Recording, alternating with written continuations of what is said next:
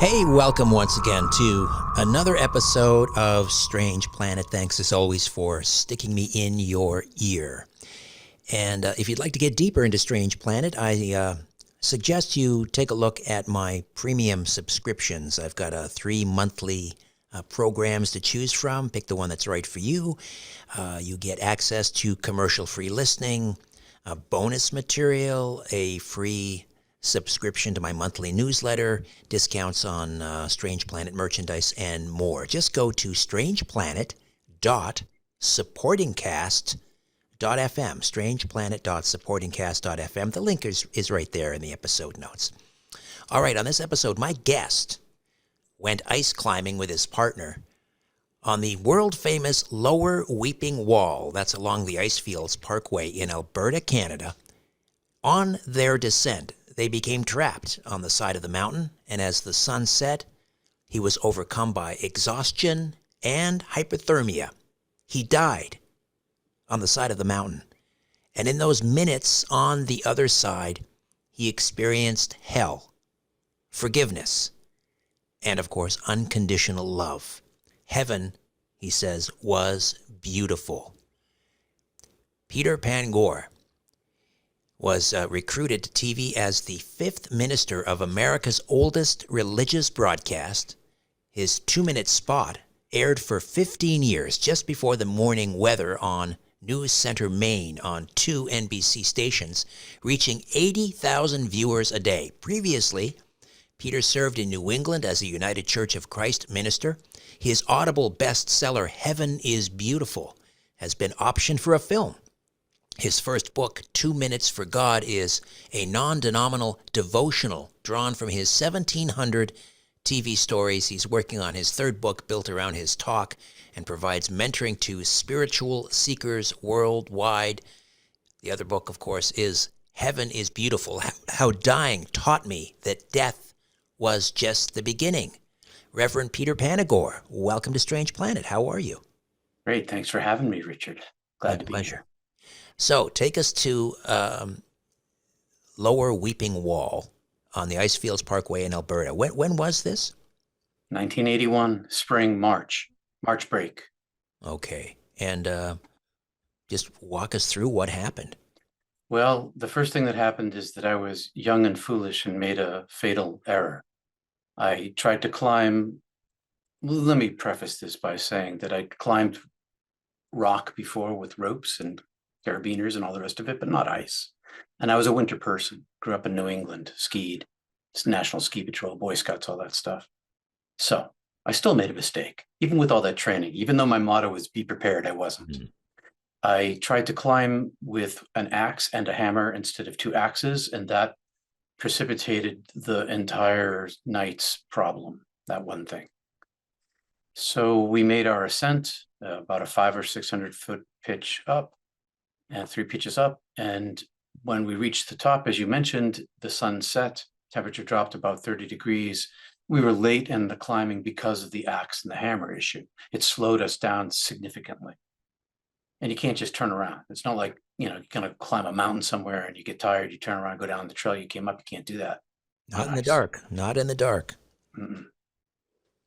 Now you got to go down the way that the plan is for the safety's sake. And so temperature dropped about 30 degrees, and I could tell you a harrowing story of advancing hypothermia that lasted all night long, and the drive that we found inside ourselves for survival without any extra food. We had ice to eat, of course, because there was ice, so we had some liquid, but no food. And advancing cold, got colder as the night went along, and we had 3 pitches to get down, and we were on a cliff, and we had to traverse in the dark with hypothermia advancing and try to survive. We knew when we sat down on that cliff that night, when we first arrived, we knew we were going to die. I mean, the situation was obvious to us. We were 500 or 600 feet up. It's dark. The temperatures dropped. We're sweating because you sweat when you climb, and ice was falling down our backs. This is just before all the high-tech gear came out extra warmth. None of that stuff really existed. Polar Tech existed. That's the only thing that there was. But I wasn't wearing Polar Tech because it was too hot to wear.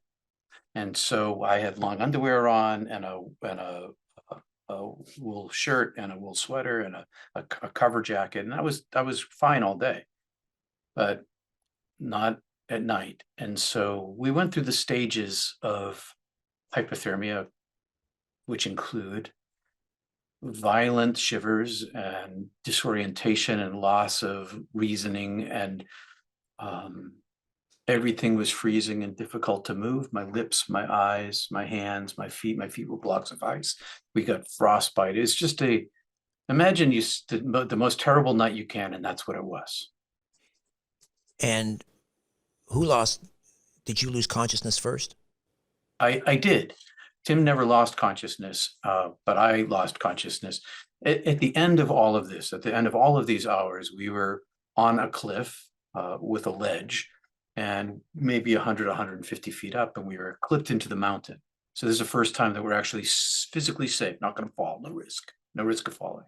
And I had the rope, and I tossed the rope out to one side after tying the other end to my harness and pulled on it, and it got jammed. And my hypothermia continued to advance. Tim's did too, but mine reached this point at which I fell asleep. And when I fell asleep, I smacked onto the rock, and then I stood back up, and that repeated. And then there was this one time I stood back up and I had tunnel vision, which is the last thing that happens. And this tunnel vision closed very rapidly. And when it was just about to black, I thought to myself, I must be falling asleep again, but this is really weird. I've never seen anything like this. But previously, every time I fell asleep in this situation, it was like a curtain dropping and my mind shut off, switch off, and I was out. This time it went closed and I was awake. I was more than awake. I was conscious in a way that took me out of myself. And I thought to myself, what happened to the mountain? Where's my body? What happened to me? Where am I? Why am I not unconscious? And then as I was thinking these thoughts, confused, this darkness opened up in front of me, and this darkness was massive, the size of the universe all the way back to the Big Bang. It's that big of space, but there's nothing in it.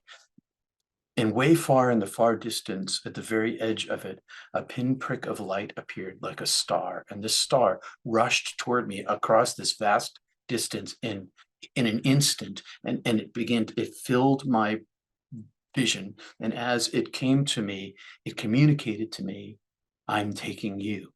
And I said, no, I'm not going anywhere. I don't know what's going on. I'm staying right where I am.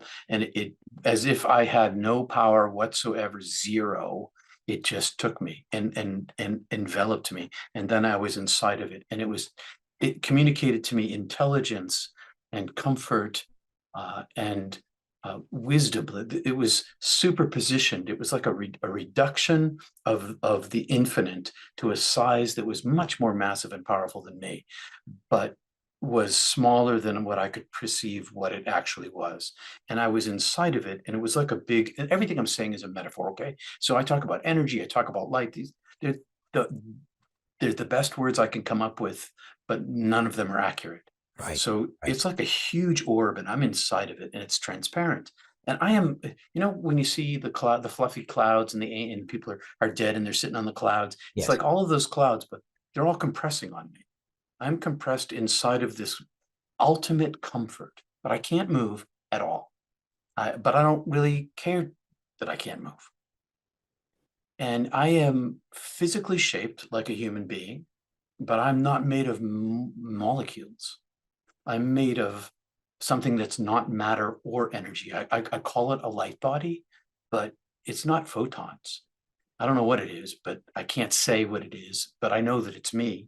And I'm inside of this orb, and we're traveling back up the way that it came, back to this entry point that it had. And as I was traveling inside of it, it was feeding me knowledge and comfort, welcome, intelligence that it's so far beyond human conception that it even in its reduced form, so that I could comprehend some of it, so I could understand some of it. I could see how much I couldn't see, how much I couldn't understand. And anything I wanted to know, I knew.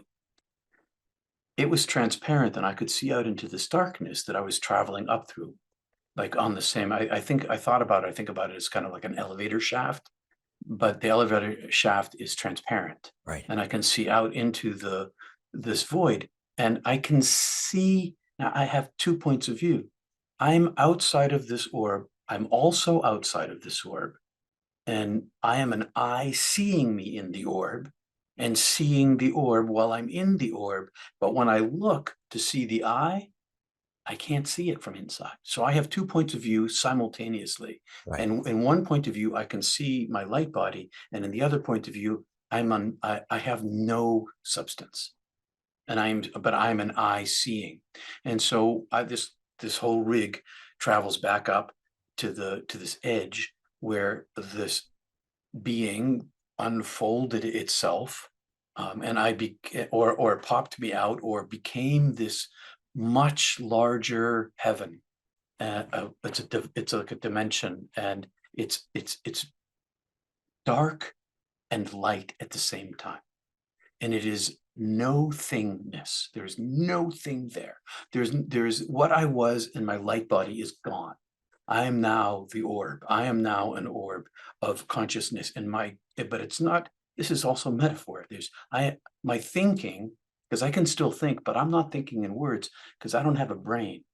My thinking is my feeling, is my being, is my sensing. I am one thing, and I can see in every direction at once. And this darkness is universe after universe after universe in size. But there's a point at which I can't see beyond.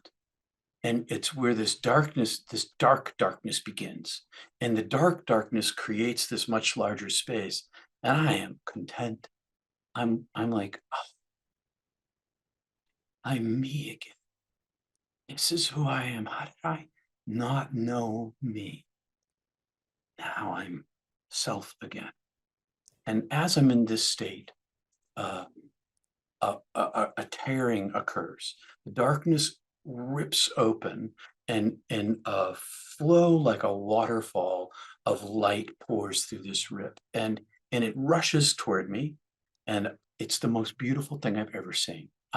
It's super seductive, it's desirous, it's every part of me wants it, and I move toward it, and it has this it's multidimensional. So it's got a solid surface, but which I can see. It's got a solid, semi-solid translucency, and it's got a unsolid transparency all at the same time. Wow. And it's made up of every color and the electromagnetic spectrum, and not just color, but X-rays and infrareds and ultraviolets. And not only that, way beyond that. And it's made up of all these tiny, brilliantly colored particles, colors I'd never seen before.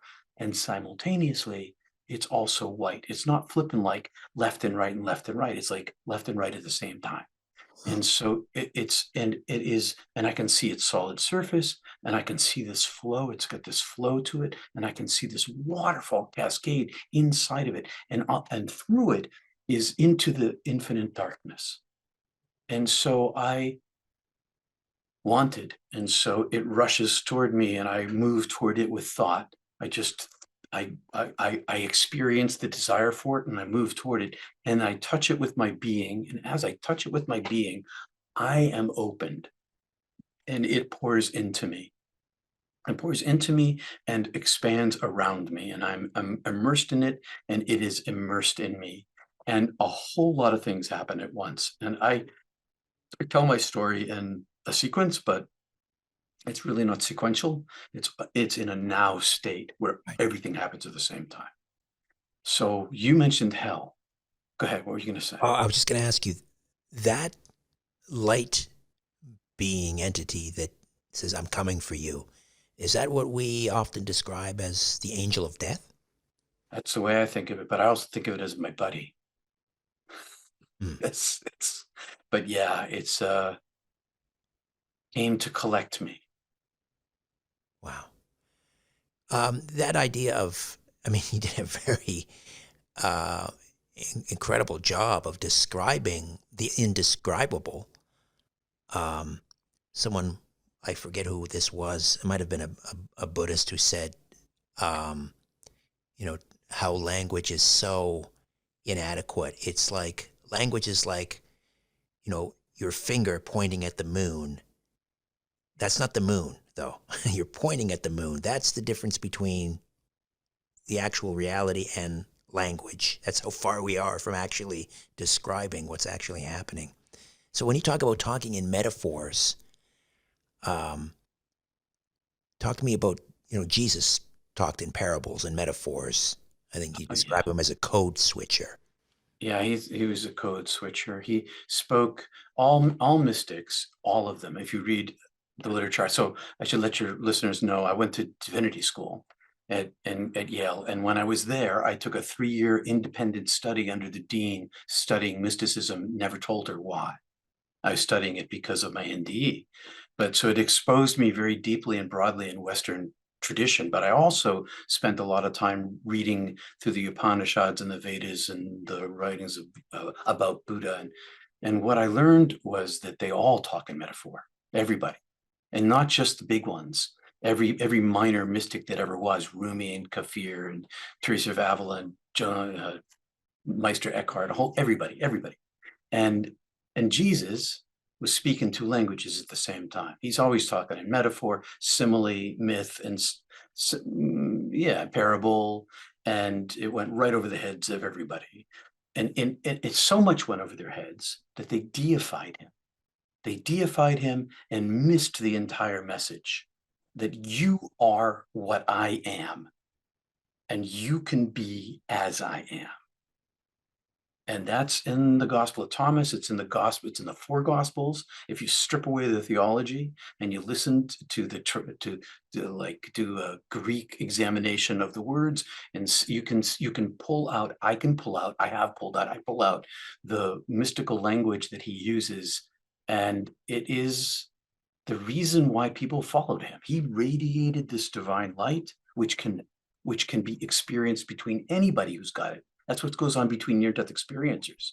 We've got this like channel that runs between us, and that where the divine, as Jesus said, where two or more are gathered, I am there. The I am is the energy. People call it the energy, the frequency that magnifies between people. And he was doing that with his disciples, giving them this energy, showing them the light, and trying to describe to them rather, the indescribable. Same problem.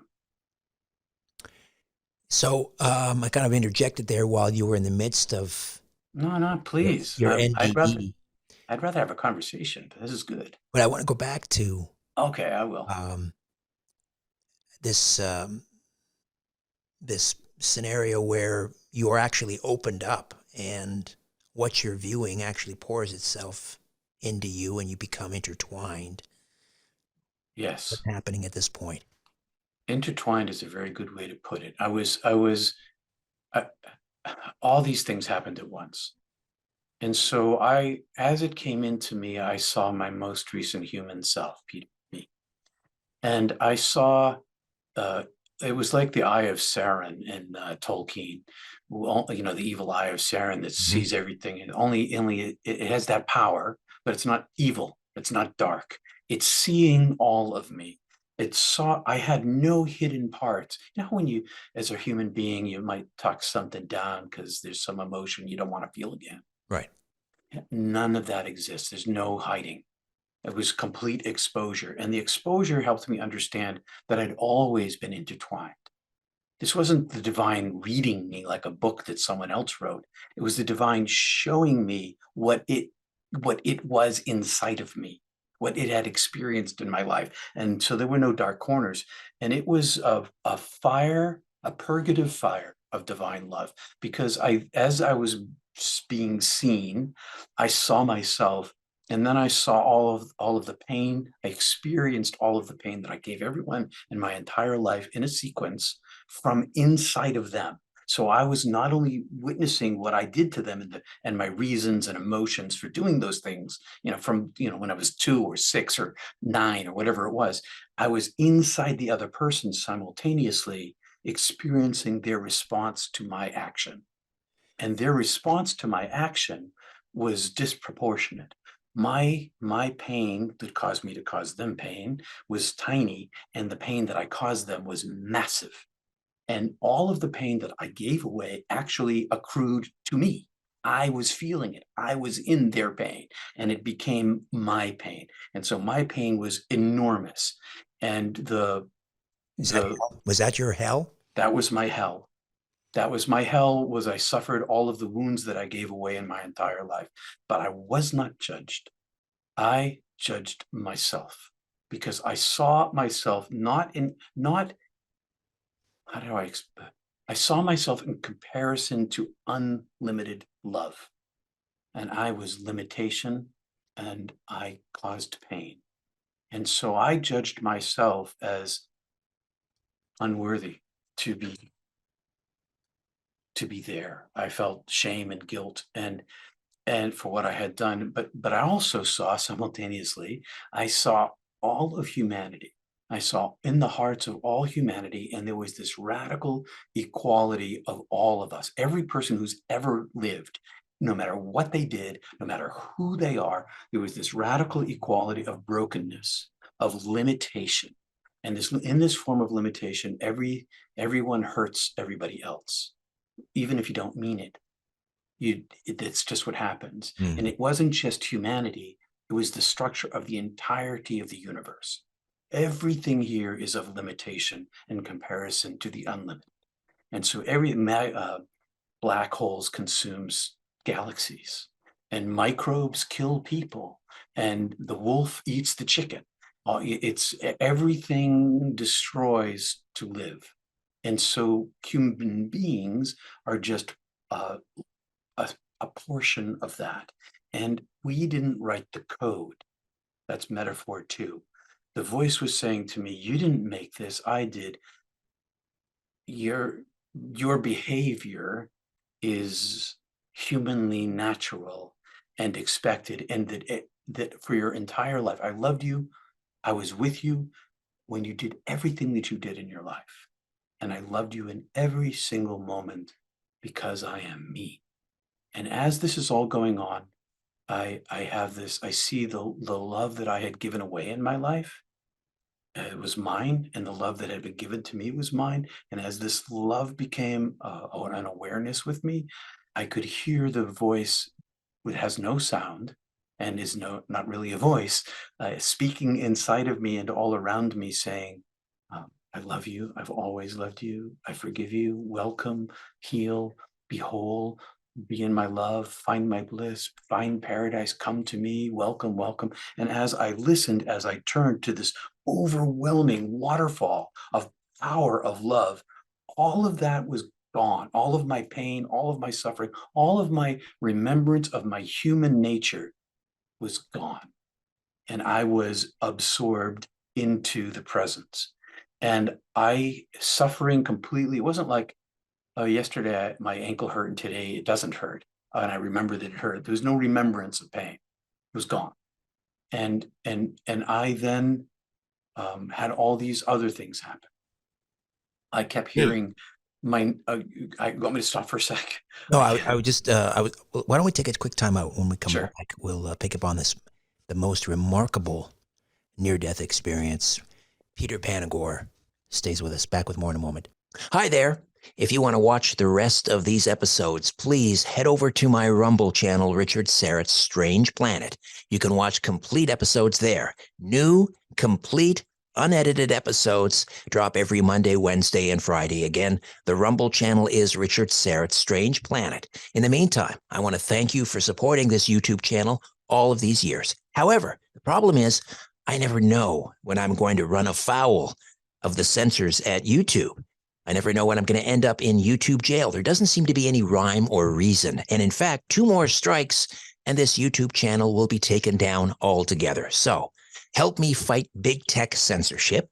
Enjoy the complete unedited episodes and join the rest of the Strange Planet community over on Rumble. Again, Richard Serrett's Strange Planet on rumble.com. See you over there.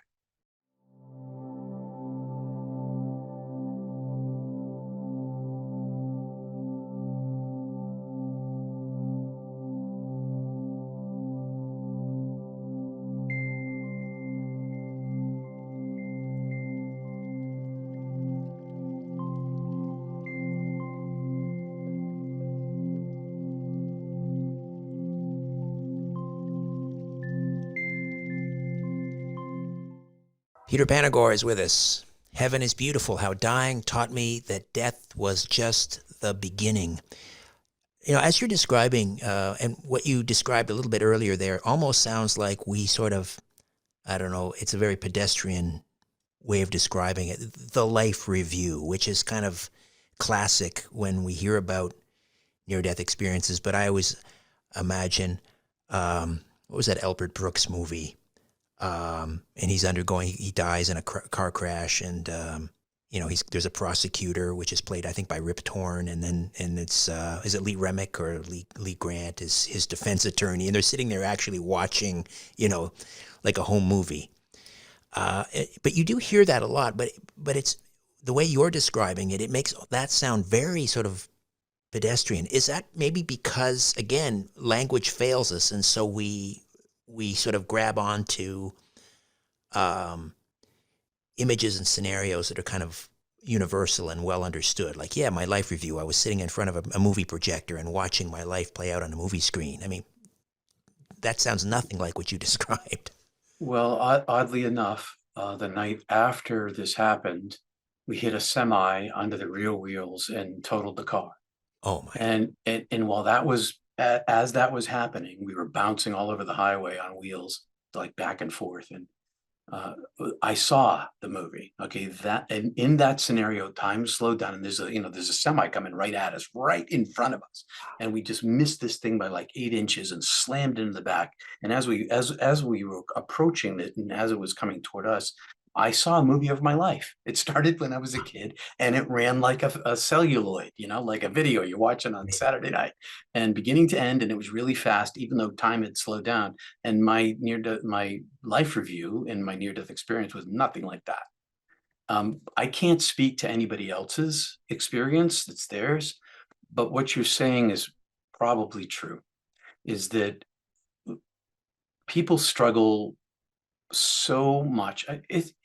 Near-death experiences happen to anybody, and I chose to go into, I was already a literature major, English major as an undergraduate, and I was into words.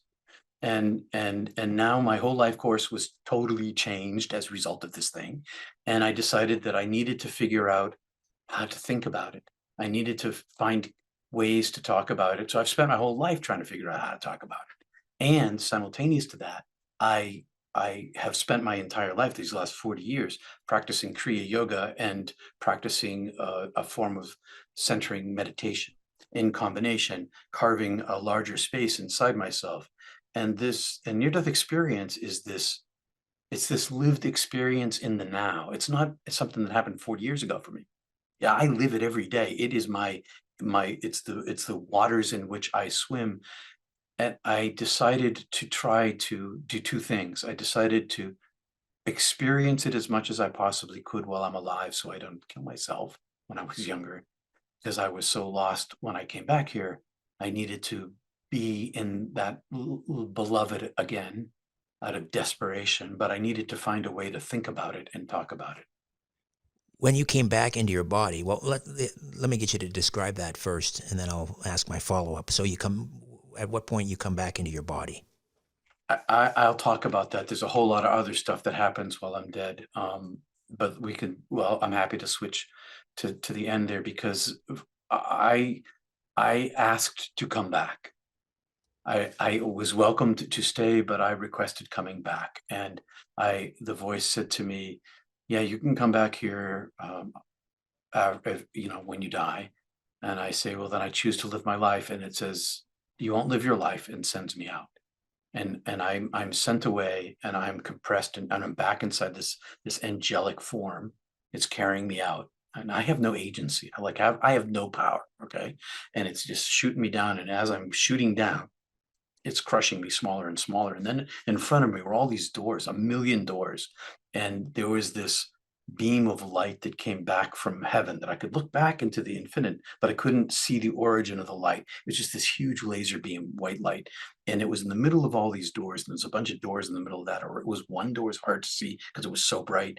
But then there were all these millions of other doors, and I was told to choose. And I chose a door, and I was down this chute with all these other doors inside that lead to all these other tunnels of all these other lives that I could have lived. And I get to the end, and now I'm kind of popped out, and this angelic being is with me, and it's got some kind of form to it, and it takes me, and it's like crushing me smaller, and then it takes me like a knife and jabs me into this physical chest that I can see. I can see my own body, and it opens up my chest, my sternum, and then I'm just swooshed inside, and now I'm inside this much reduced space, kind of like the genie in Aladdin. Teeny tiny living space. I'm in this teeny tiny living space, and I can still see out. There's like an eye in my heart, and I can in my chest. I can still see out, and then it just closes. And it's closed, and my human brain starts to whir on and come on, and I begin to hear sounds, and the first thing I experience is pain, suffering, and everything hurts, and I'm on fire with cold, and just everything hurts, and I didn't understand. I didn't understand pain. I didn't know what was going on. I was like, what is this place? Where am I? What happened to me? I mean, it's like hell here. And my hearing comes on, and I hear sound, and which resolves into screaming and shouting and crying, and it's Tim, and he's saying, don't die, don't die, don't die, don't die, don't die. And this thing I'm in is starting to shake, and I pop up in my eyes, and there's a face. And he's like, ah, you're not dead. You were dead. I thought you were dead. And he's pulling me up, and I don't know who he is. I don't know where I am. I don't know who I am. I don't know what's going on. I don't even know what this is. And this human physical form. And uh, I have never been the same since. My brain, as it came back online, I remembered who I was and who he was and where I was and what was going on. But I have not been the same person ever since. I'm like an alien inhabiting someone else's body. 42 years later. Now, your recall is phenomenal. Like I don't, I've talked to a lot of people over the years that have had a near-death experience. I've never heard this amount of detail.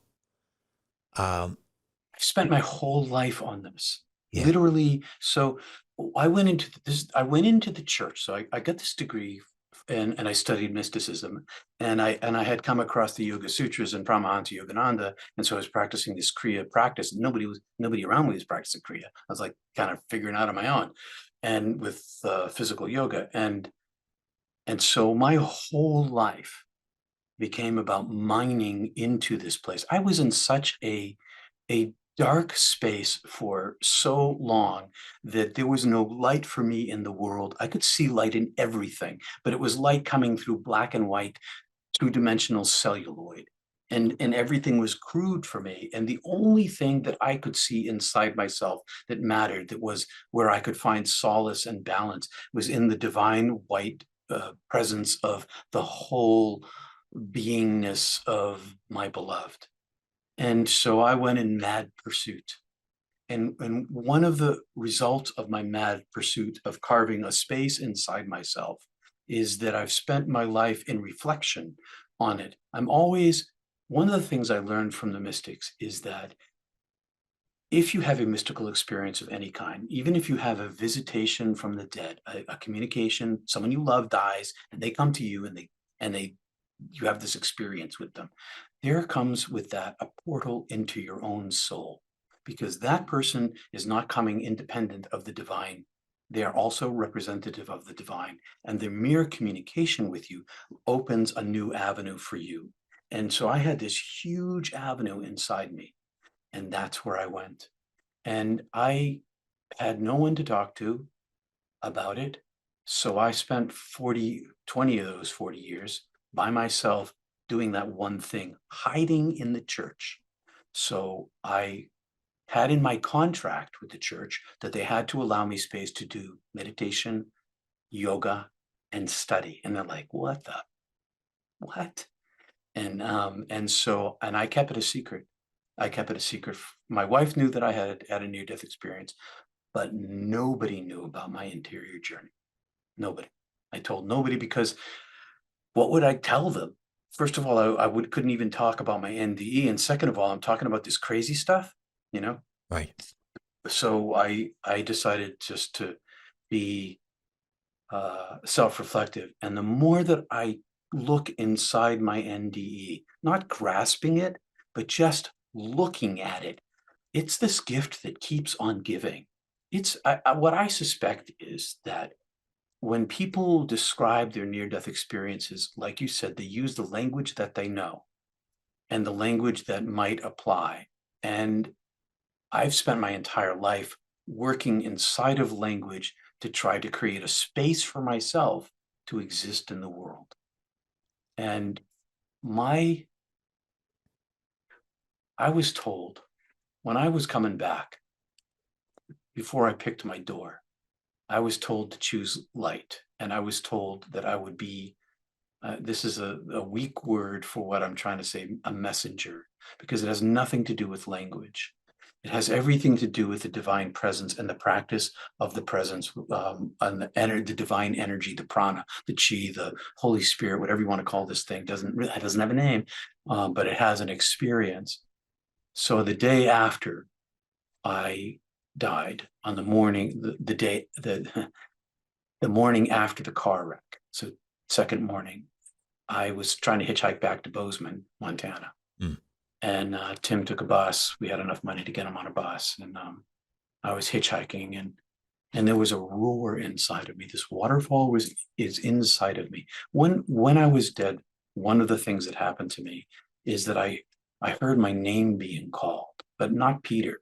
The name I am called is the one that I'm always being called into being by. A Yeah, soul I'm name? Like a soul name? soul name, but deeper than the soul name. My created, there's like these layers of soul. And every layer of heaven is this peeling away of another layer of self until there is only awareness left. And that awareness is not of self, it is of the divine self, in which case you can't be aware that you're aware of it because you're in the thing. So it was the origin of the pinpoint of light inside of me is who I am. And that sound is roaring inside of me on this, standing on this highway at dawn with my little sign that says Bozeman, and in March, and it is roaring inside of me, and it's telling me to proclaim, to show, to express, and it gave me no words. Like there's no words in this at all. And so I chose these two paths. First, I got really ticked off that you're telling me to do this job and you're giving me nothing to say, literally nothing to say. And you're telling me I have to do this. And so I decided to try to figure out ways to talk about it, which is why I went to div school, why I became a scholar, why I'm a storyteller, book writer. I'm a prolific writer. But that's secondary. What's primary is the expression, is the communication of the energy itself, the Shakti, to be able to be so empty of self that the presence shows itself through me. That's what my pursuit has been. And I kept that a secret for all those years because it needed to speak for itself. So language is a secondary means of communication. The primary means is to share the experience and the energy itself. Hmm. Part of your coming back had to do, I think you mentioned a mission, relieving the suffering of your parents. Yeah, that was been an interesting thing because it's 40 years later and Dad died a year and a half ago, and Mom's not well. And my sister had vanished when I was a kid. She'd run away. It's a long story, a lot of involvement, a lot of drama. But it broke my family. It broke my mom and changed my dad. And my mom is still living this out today. She's 92. It's still my whole family it's like it's the pivot point of everything. But what I saw when I was dead is that if I stayed dead, then my mom and my dad would have been like nuked, like utterly nothing left of them but suffering. And then I saw their lives with me, and I saw still suffering, but not nuked suffering. But at the end of these lives that I saw for them, they were in the same place that I was. So they were their end point was the bliss that I was in. Mm. And so either way, the divine's saying to me, either way, it's gonna all come out the same. Mm. And so I chose to come back because I saw the length of my human life as the snap of a finger. That long, that's how long it was when I was dead. Now it seems a little bit longer. But the timeless aspect of it is that I know that I'm going to return to this place of my eternal nature, and that's what's enabled me to endure all of this all these years. And my mom and my dad, I live far away from my parents, not terribly far. They live in New England, but I had to withdraw myself to a certain extent in order for not to participate in the family dynamic that I was no longer part of, because I was not the same person anymore, because I am just a different person. And but I've done everything that I could to help my parents, my dad as he died, and now my mom as she's unwell, to find some joy in life, not happiness, but to see the light that is all I see. And so just last weekend, I was down helping her out, and down to the Cape Cod, and we had a breakthrough. She's 92. And I've been working on it ever since. So all I know is that they didn't get nuked because I came back. I don't know. I can't judge how well I've done my job with them. I've done the best I can with them. But I also know my dad is well. He came back to me in a dream within a couple days of his death. Those kind of dreams where they're real, more real than here. And I saw him and his well-being, same as I saw him when I was dead. Mm. Peter, another time out. Back with more in a moment. Hi there. If you want to watch the rest of these episodes, please head over to my Rumble channel, Richard Syrett's Strange Planet. You can watch complete episodes there. New, complete, unedited episodes drop every Monday, Wednesday, and Friday. Again, the Rumble channel is Richard Syrett's Strange Planet. In the meantime, I want to thank you for supporting this YouTube channel all of these years. However, the problem is I never know when I'm going to run afoul of the censors at YouTube. I never know when I'm going to end up in YouTube jail. There doesn't seem to be any rhyme or reason. And in fact, 2 more strikes and this YouTube channel will be taken down altogether. So help me fight big tech censorship, enjoy the complete unedited episodes, and join the rest of the Strange Planet community over on Rumble. Again, Richard Syrett's Strange Planet on rumble.com. See you over there.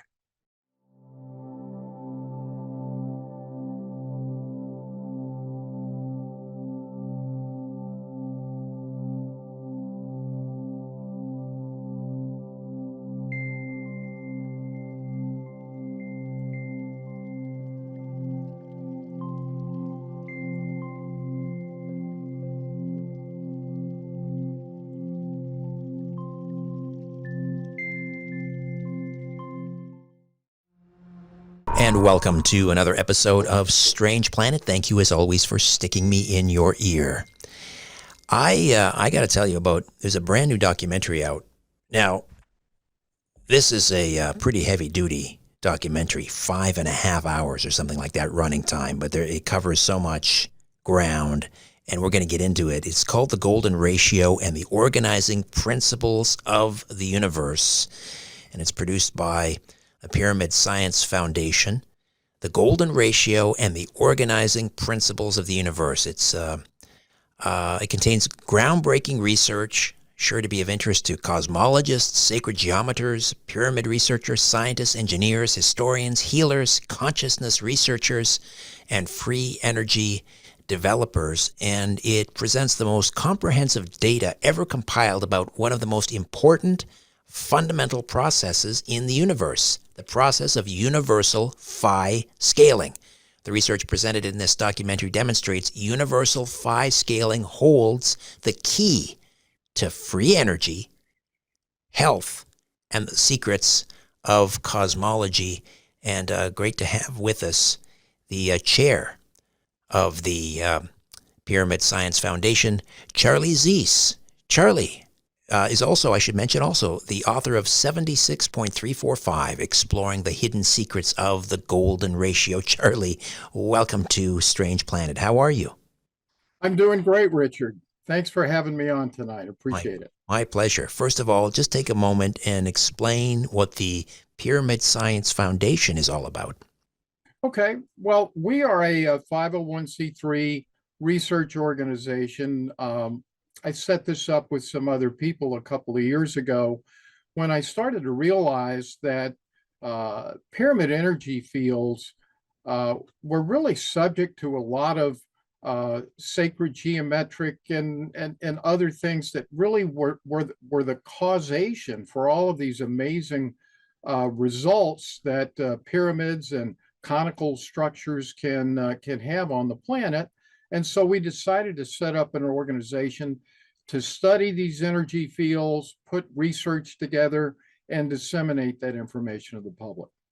All right, so we're talking about a specific type of pyramid here, the Russian pyramid, right? That is correct. Yeah.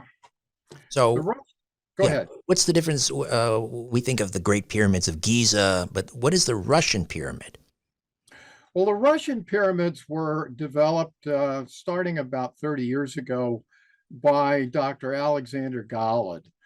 He actually got funding from the Russian government to study the health, energy, material science, agricultural benefits of pyramid energy fields. And they came up with some just amazing results. And the way I got interested in this, David Wilcock, about 7 years ago now, published his source field investigations. Maybe it was 8 years, but about 7 years ago, he did a 10-part series on these on his show at the time on Gaia TV. And that's how I got interested in this. The science results were just too good to, kind of pass up. And so I just became intrigued, and I decided I was going to make these for myself. So the Russian pyramids, interestingly enough, though, they have a much steeper slope to them than the Giza pyramid. But as we'll get into, the Giza pyramid shares the exact same geometry as the Russian pyramids. It's just in a different location. So I remember, I'm old enough to remember back in the 70s, there was this thing called Pyramid Power. We had a hockey team. We have a hockey team up here, the Toronto Maple Leafs, and our coach at the time, Red Kelly, embraced Pyramid Power, hoping to bring some good fortune to the Leafs. And apparently he had one in the dressing room, and some of the players were wearing it on their head and so forth. So that's the idea. We're talking about. That was kind of a very simple concept, pyramid power. But that's basically the thing we're talking about, right?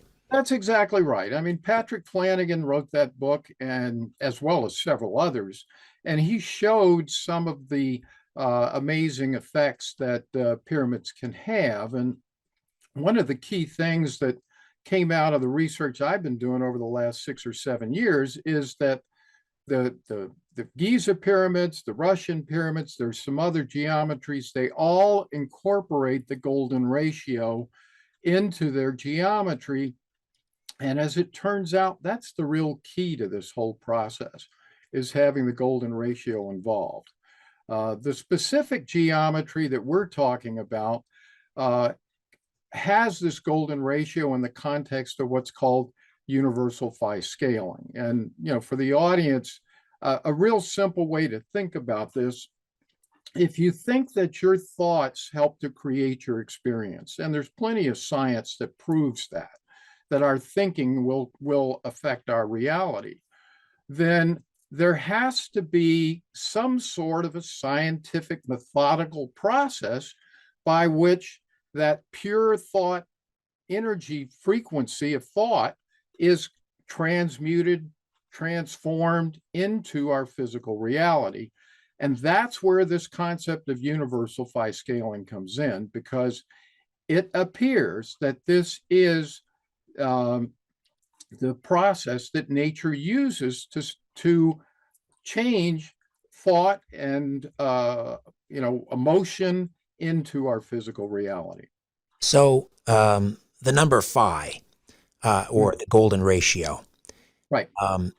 It's like that's like pi. It's an irrational number, right? So the terms go on forever after the decimal point without ever repeating, or as far as we know. That is absolutely right, and you've hit on a really important thing, because we call phi a number just as we call pi a number. Mm-hmm. But all we're doing is approximating that number. Phi itself is a scaling ratio, or it's actually a process of scaling, and you approach it by using what's called the Fibonacci series. If you take, just for the audience, you start with 0 and 1, you add those two together, you get 1. 1 and 1 is 2, 1 and 2 is 3, and that's the way you get it. Right. But if you take each of those numbers and sequentially divide the second number by the first, and then the third by the second, and so forth, you begin to iterate, or to approach this ideal number of phi. We never get to it, because it would take an infinite number of progressions to get that perfection. But we approximate it as 1.6180339 ... Right. It's like you can't draw a perfect circle for the same reason, because you need pi, and we don't have. That's right. It's exactly right. So this is one of those secrets of the universe that for some reason has been hidden from us. We learned about pi in school, in geometry class, but we don't learn about phi. And as we'll discuss here, what's fascinating about that is that it's in architecture all around the world, not just the pyramids. And that's what my research has demonstrated. This specific angle of universal phi scaling occurs in all continents, all religious traditions, for thousands of years. And yet we're not taught this in our geometry classes or in our engineering classes, where this geometry shows up in aeronautics and nautical technology and a variety of other technologies. So the angle we're talking about, 76.345 and on, right? ... That's right. That's exactly right. That's phi scaling. That's the angle that is utilized in a construction of a Russian pyramid. That's right. Now, the simplest way, just for your audience to kind of conceptualize this, if you started with a sphere with a diameter of 1, and then you stacked another sphere on top of it, whose diameter is 1 divided by the golden ratio, you'd get 0.618. And then you do the same thing, and you keep stacking those spheres on top of each other. You could build a cone or a pyramid around those spheres, and you would come up with this geometry of 76.345 degrees. And that's essentially the way that I backed into or reverse engineered this. The Russian pyramid research was never allowed to be published in the West. And so the geometry was never known either. So I literally had to back into it Dr. Gollett had always said that there was the golden ratio involved in this, but no one had ever figured out how it was accomplished. So I figured that out about 4 years ago. And from that day forward, I started getting insights from people all around the world. First person said, gee, have you looked at the Hindu and Buddhist temples? No, I hadn't. And sure enough, all of the Hindu and Buddhist temples have it. Most of the Gothic cathedral steeples have this. All of the obelisks in the world have this geometry as well. It just goes on and on. Castles and forts and free energy technologies of all sorts use this geometry. And so that's what led to the publication of the book last year. So is there an engineering principle behind it as well, or is it just because it embodies sort of these metaphysical qualities, or does it just is it sound engineering? Well, I think it's a little bit of both, Richard. When I published the book last year, I had found a lot of very interesting relationships that tended to tell me that this phi scaling process would fit inside of the torus. The torus has always been theorized to be the way that, or at least one of the theories on how matter is organized. It's the circle with the, you've got the lines running through it and it comes back together. And but no one had put all of these pieces together. So I met a geometer. I'm not a sacred geometer drawer. And so I was contacted about 8 months ago by a sacred geometry person named George Leoniak. He has a YouTube channel, New Geometry, KNEW, and he had seen one of my videos that talked about the progression or the scaling of the Platonic solids inside this geometry. So we started a collaboration, and we were able in pretty short order to do what was the final part of this model, which was to link the geometry of universal phi scaling inside the torus with the scaling of the Platonic solids, the scaling of fractals. Fractals are all part of this process as well. So we've essentially come up with a unified model inside the torus that depicts how all of this occurs. And it generally, it's based as well on the use of the Fibonacci sequence as kind of the engine or the mechanism, the mathematical formula that drives all of this. So the golden ratio, the number phi underlie all physical reality, whether we're talking about the galaxies to the subatomic level. That's essentially right. I mean, two significant researchers in this area, Nassim Haramein and Dan Winter, have both demonstrated that the universe from the galactic down to the subatomic was based upon or scaled by the golden ratio. But neither one of them kind of took it to the next step and said, well, all right, what's powering this? How do we scale everything inside this? And that's the Fibonacci sequence and so forth. But they didn't develop the model. And so what my research has done, and it's backed up by thousands of examples of this in architecture and in nature, this is the scaling ratio that nature uses to create this. Dan Winter is also a very big proponent of what's called implosion free energy physics. And he's now, we've been on some shows together recently, and he's come to the conclusion that this is the geometry that causes implosion physics as well. So all of this starts to explain why the Russian pyramids, for example, create free energy, why they create these enormous health benefits. And also it demonstrates why that since you see it in Nikola Tesla's work, you see it in Victor Schauberger's free energy, technologies, you start to see these examples that demonstrate that this is the implosion, the geometry of implosion physics. Let's start with nature and some examples. Sure.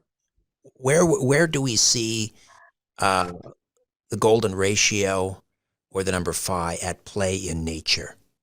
Okay, you see it in two dimensions in any number of places. You're going to see it in the way petals are formed on a flower and things like that. But in terms of three-dimensional scaling, you see it in some fundamental physical processes. For example, the first one that I talk about is the refraction of light. If you take light and shine a light through a pipe, and you put a glass sphere at the end of it, it's going to refract. And it refracts at this very angle. So that's a fundamental process of scaling. Another example is the amplification of sound. Now, we can't see sound, but if you measure the geometry of an old-style college megaphone, you're going to find that it's exactly this geometry as well. Another example is our DNA. Our DNA has this geometry in it, so it's got to be significant. Other physical properties, if you look at the funnels that occur in a tornado, when they're mature, the funnels of a tornado all come together with this geometric angle. And more recently, I noticed that all water vortexes that are fully formed, like whirlpools and so forth, will also have this. So you see all these fundamental examples. One that's fascinating that I didn't have in the documentary and probably should have put in it, the bridge of our nose, the angle here is this exact angle as well. And I believe that nature probably uses that because it helps to organize the air that we're bringing in, and it provides a more coherent energy field of the air that's coming into our bodies. But lots of examples in nature. The golden ratio. I mean, it's also it's beauty, right? I mean, the human face is beautiful. That's right. And it's all over in two-dimensional space. You see it all over our bodies. It's in all of our limbs and organs and digits and so forth. So yes, it's everywhere. And all of the major artists around the world throughout time have used the golden ratio in their artwork because it is perceived by the body or by the mind. And we do perceive through geometric angles, by the way. So this is more research that I want to get into, is whether this geometry is used in our hearing and sight perception as well. Charlie Zeiss is with us, the chair of the Pyramid Science Foundation, the new documentary, The Golden Ratio and the Organizing Principles of the Universe. Back with more of our discussion right after this. Hi there.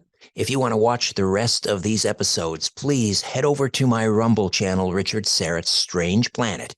You can watch complete episodes there. New, complete, unedited episodes drop every Monday, Wednesday, and Friday. Again, the Rumble channel is Richard Syrett's Strange Planet. In the meantime, I want to thank you for supporting this YouTube channel all of these years. However, the problem is I never know when I'm going to run afoul of the censors at YouTube.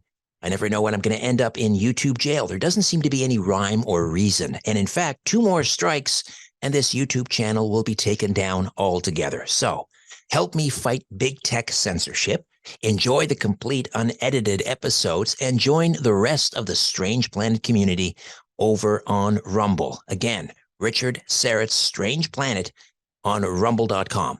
See you over there.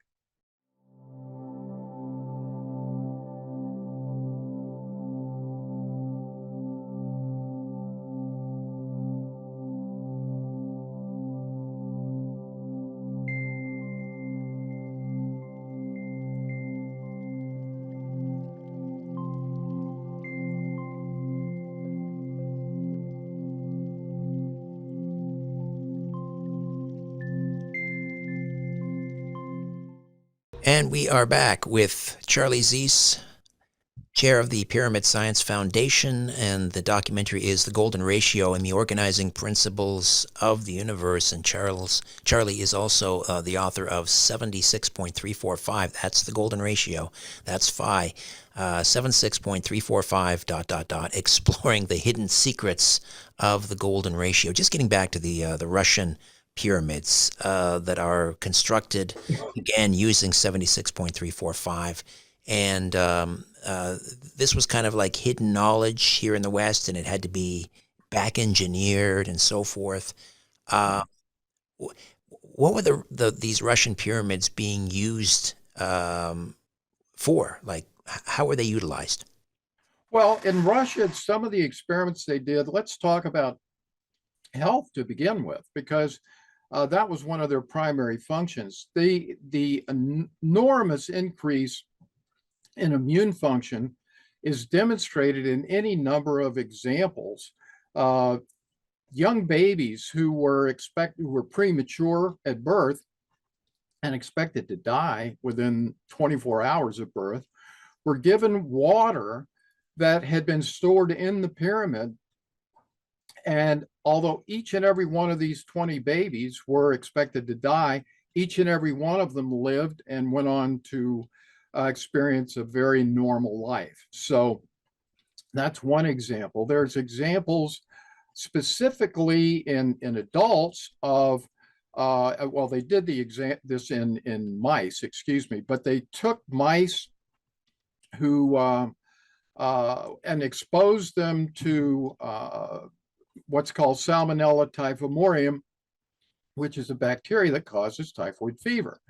Well, if they were living inside the pyramid, which was the experimental group, their chance of survival was 10 times higher than that of the control group.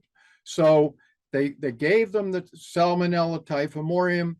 Only 6% survived in the control group, but 60% survived in the pyramid group. They used this in behavioral studies. They took salt and put it under the pyramid, gave it to 6,000 inmates in 16 prisons throughout the country. And every one of the wardens at these 16 prisons thought that something magical happened because there was no more violence or violent behavior. So there was a plant that was spewing off toxic chemicals, and it was killing people in the town downstream to the tune of about 800 people a year were dying from these diseases. Well, they built one of these pyramids midway between the plant and the town, and within 3 years' time, they stopped even counting because the number of people who were dying from these exposures had gone down to virtually nothing. There are numerous examples like that. In agriculture, crops where the seeds were stored grew twice as big. They were resistant to drought and disease. There were examples of in Ukraine where there was radioactivity and water from Chernobyl. They built these pyramids, and the radioactivity disappeared from the water. There were species of plants that hadn't been seen for 1,000 years that came back to life. There's just amazing results. So you knew that there was something magical here. And this turned out to be the geometry that was causing all of this. They also put this on some older oil wells. They put it at the top. These older wells weren't producing quite as much. It changed the viscosity of the oil to where these wells started pumping at a more normal rate again. So there's examples in material science where diamonds, artificial diamonds were grown inside a pyramid, and they became much clearer. Their clarity improved as well. So across the spectrum, and of course, free energy. They put capacitors at the top of the pyramid. They immediately charged, and blew off into the atmosphere. So there's all these great potentials of from this Russian research, and Dr. Gallaud actually has been quoted as saying that pyramid technology, could someday be as important to the Russian economy as the oil and gas industry is today. So I think that was just a hint at what was going on here. But as I say, this technology was not allowed to be published. There was a gentleman named John De Silva who published this on his website, Giza Pyramid, about 20 years ago, but we still never got the full results of those experiments because they weren't allowed to be published in the academic journals. What's the time frame here when these Russian pyramids were starting to be utilized in Russia? Well, they started around 1980, and a lot of the research occurred from about 80 to maybe 2010. There's still a number of these that are up and running. I don't see and haven't heard of any new research results that have come out of Russia, but I do know that Dr. Gallaud continues to maintain a website called pyramids.ru, which people can go to and see the information and the experimental results there as well. And how were they constructed? How was he constructing them? You mentioned some of these huge edifices that were used in, power plants and so forth. What were they made out of? Well, his pyramids were actually made out of all non-metallic materials. He actually made the the frame of this out of PVC pipe, but the side or the skin was made out of fiberglass. So there's no metal whatsoever that's in these pyramids because, as it turns out, base metals tend to negate the ability of the pyramid to act as what another Russian scientist calls acting as a passive torsion generator or free energy generator. So it's not the materials; it's simply the angle. It's the geometry. That's right. That's it. It's That's right. geometry. That's all that's at work here. So you place a bowl of water inside that geometry, and it's going to come out with some extraordinary healing properties. That's right. That's right. It'll structure the water. It'll energize the water. It energizes the human body. And this all has to do with it. It all comes into this model that I've developed, which demonstrates how this geometry tends to perform these functions that we find the experimental results from. So there is a model and a way that this works. Is it measurable? So, for example, I don't know. Does the pH level change in the water? Can you measure the change in the properties of the water molecules? Yes, you can, and you can measure changes in pH levels and the like. It's very difficult to directly measure these fields. The father of torsion physics is another Russian scientist, Nikolai Kozyrev, and he was able to develop some crude measuring devices that you could visually see change position and direction and so forth based upon perturbances or changes to the energy field. One of the interesting things that he did to show the importance of consciousness in this process, and I think this is important to point out, he loved Faust. And so he would get excited when he would read Faust or listen to Faust. And that was one of those examples where this little meter that he developed would go literally off the charts in movement because he was emotional about this. But it did prove that consciousness itself affects the torsion fields. How did the ancients learn about this? How did they get access to this? That's the $64 trillion question, I think. We see this now, has been in our knowledge base across the world for thousands of years. Now, where that came from, I think it's very, very hard to determine. It could have been alien technology that was brought here. It could have been any number of ways. But one thing is for certain, this geometry and the use of it has existed in prior civilizations around the world for thousands of years. The Golden Ratio and the Organizing Principles of the Universe, a brand new 5.5-hour documentary. And it's brought to you by the Pyramid Science Foundation. The chair, Charlie Zeiss, stays with us. We'll tell you how you can screen it when we come back. Hi there. If you want to watch the rest of these episodes, please head over to my Rumble channel, Richard Syrett's Strange Planet. You can watch complete episodes there. New, complete, unedited episodes drop every Monday, Wednesday, and Friday. Again, the Rumble channel is Richard Syrett's Strange Planet. In the meantime, I want to thank you for supporting this YouTube channel all of these years. However, the problem is I never know when I'm going to run afoul of the censors at YouTube. I never know when I'm going to end up in YouTube jail. There doesn't seem to be any rhyme or reason. And in fact, 2 more strikes and this YouTube channel will be taken down altogether. So help me fight big tech censorship, enjoy the complete unedited episodes, and join the rest of the Strange Planet community over on Rumble. Again, Richard Syrett's Strange Planet on rumble.com. See you over there.